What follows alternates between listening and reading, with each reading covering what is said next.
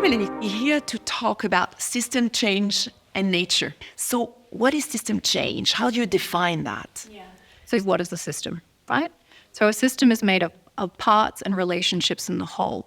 So it might be people, it might be organizations, it might be at the cellular level, it might be at the species level, it might be at the landscape level. So how do these parts interact with each other? And when you look at the whole picture, you begin to see patterns of behavior, patterns of culture, patterns of values, patterns of governance, patterns of how we optimize our economies.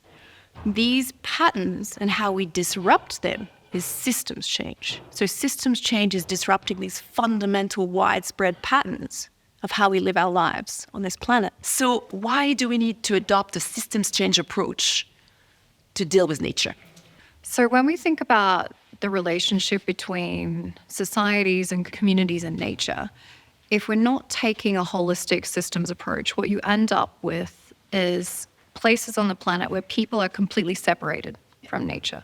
The result is our daily lives start to produce things that fundamentally undermine the nature and the systems we live in. Because we don't have that direct connection anymore. We don't talk about it. We don't think about it. It's not embedded in our values, our norms, our cultures.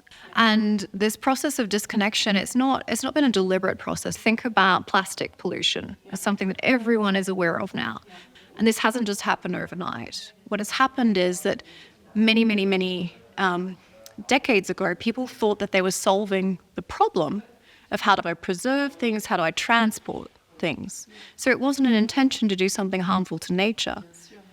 But now that we know, if we take a systems look, and if you take a further step back on this, if we want to get to the real root problem of this that we're living in our societies, is plastic pollution is a symptom of many of these deep societal challenges around consumption, lifestyle, the drive to be more and more optimized for a very fast-paced lifestyle. And so we could either say, how do we treat plastic pollution, which is essential and necessary? But if we want to look towards deeper system change, we should be asking questions about how do we reconnect ourselves away from consumption?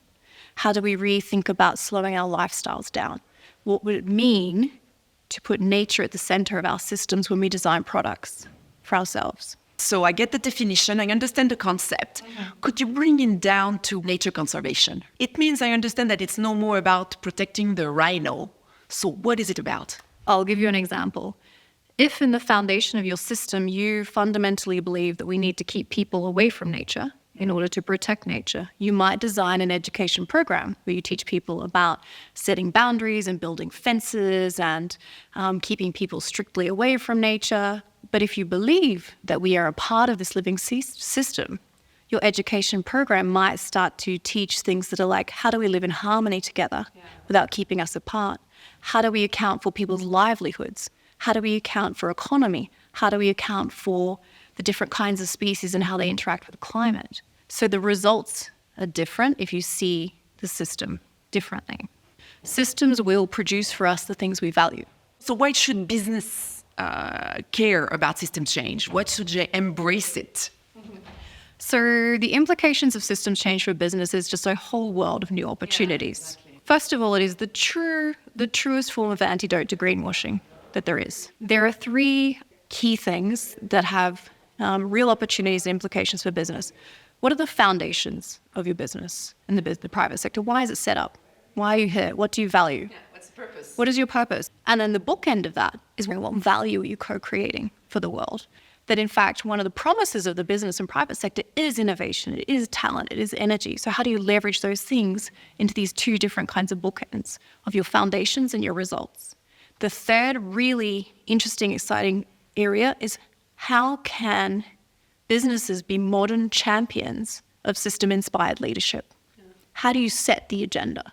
How do you go into that space? What does that look like? And so I would really encourage businesses to see this as an opportunity. You're not losing out. In fact, if you don't go in this direction, you will be losing out. Your stakeholders, the planet, everyone has already woken up to this. They feel it in their daily lives. And if you don't address it, you're fundamentally denying people's realities. Okay, great, thanks.